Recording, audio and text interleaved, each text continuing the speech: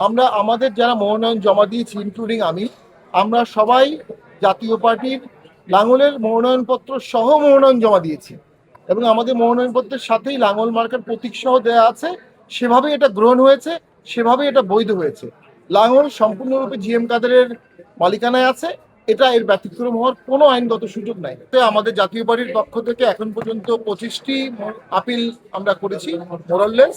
এখন পর্যন্ত আমরা 5টি আপিল শুনানি করেছি এবং মাননীয় ট্রাইব্যুনাল, সম্মানিত ট্রাইব্যুনাল প্রতিটি আপিল খুব পুঙ্খানুপুঙ্খ বিচার করছেন এবং ন্যায় বিচার করার সর্বোচ্চ চেষ্টা করছেন। আমরা জানতে পেরেছি প্রায় 600টির উপরে আপিল জমা হয়েছে। এই টেনেসিয়াস কষাহত জব্দ ওনারা করবেন, আমরা আশাবাদী তারা ন্যায় বিচার করবেন। আমাদের এই 5টি যে মনোনয়ন বাতিল হয়েছিল এখন পর্যন্ত শুনানি হয়েছে, তার মধ্যে 4টি গৃহীত হয়েছে, একটি পেন্ডিং আছে। চাঁপাইনবাবগঞ্জ 2 ওনারটা অবৈধ হয়েছিল, এটা এখন বৈধ হয়েছে। এটা অবৈধ হয়েছিল, বৈধ হয়েছে। নরসিংদী 1 এটা অবৈধ হয়েছিল, এটা বৈধ হয়েছে। শরীয়তপুর 1 এটাও অবৈধ হয়েছিল, এখন বৈধ হয়েছে। আরেকটা আছে। তো আমরা আশাবাদী আপিলে আমরা ন্যায় বিচার পাবো। আমরা মনে করি শত বাধার মধ্যেও নির্বাচন কমিশন চেষ্টা করছেন। আমরা আশা করব নির্বাচন কমিশন মবকে দমন করবেন। মবকে দমন না করলে নির্বাচন সুষ্ঠু হওয়ার কোনো সম্ভাবনা আমরা দেখি না। আমাদের যে 5টি বাতিল হয়েছিল এখন পর্যন্ত, যেটা আমরা হিয়ারিং করেছি, একটি ছিল তিতাসের গ্যাস বিল বাকি ছিল, উনি গ্যাস বিল দিয়ে দিয়েছেন। একটি ছিল ফর্ম উনি জমা দিয়েছিলেন কিন্তু গ্রহণ করেনি, সেটা উনি ফর্ম আজকে জমা দিয়ে দিয়েছেন।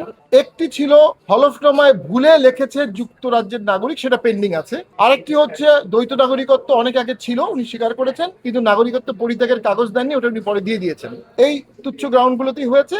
আমরা মনে করি আমরা মনে করি দ্বৈত নাগরিকত্ব থাকলে অবশ্যই এটা ডিসকোয়ালিফিকেশন, এবং দ্বৈত নাগরিকত্ব বাতিল না করে কেউ ভোট করতে পারবে না। আমাদের যে প্রার্থী তিনি দ্বৈত নাগরিক না, তার এফিডেভিটে ভুলবশত নাগরিকত্বের জায়গায় যুক্তরাজ্য লিখেছেন, শুধু এই একটি অক্ষর।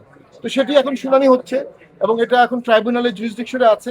পেন্ডিটা লাইট, আমরা দৃঢ়ভাবে আশাবাদী all doubt has to be resolved in favour of the candidate. অসংখ্য জায়গায় রিটার্নিং কর্মকর্তারা কারেক্টেবল মিস্টেককে ওনারা কারেক্ট করার ট্রাই করতেন কিন্তু মবের কারণে করতে পারেন। যদি মব না থাকতো অসংখ্য জায়গায় রিটার্নিং কর্মকর্তাই এগুলো কারেক্ট করতে পারতেন। আজকে প্রার্থীদেরকে কষ্ট করে আমাদের আপিল করতে হতো না। এটা অত্যন্ত কষ্টসাধ্য ব্যাপার প্রার্থীর জন্য। তো আমরা আশাবাদী নির্বাচন কমিশন দেখাবে তার দাঁত আছে, শুধু কামড় দিতে পারলে হবে না, দাঁত সহ কামড় দিতে হবে। দেশের নিয়ন্ত্রণ নির্বাচন কমিশনকে নিতে হবে। 12 তারিখ পর্যন্ত বাংলাদেশের সরকার নির্বাচন কমিশনের সরকার, সেটা নির্বাচন কমিশনকে এক্সাক্ট করতে হবে।